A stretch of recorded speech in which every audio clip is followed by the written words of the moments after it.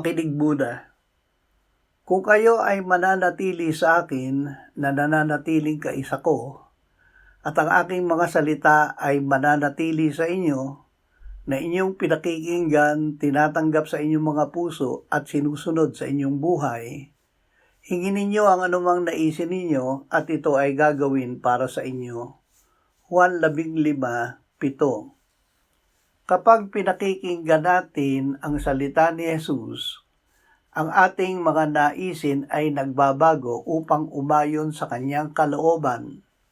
Kaya naman ang ating mga panalangin ay nagkakaroon ng katiyakang diringgin at tutugunin ng Diyos.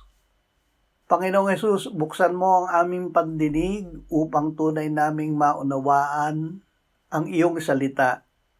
Padahanin mo ang iyong salita sa aming puso upang ito ay aming maipamuhay.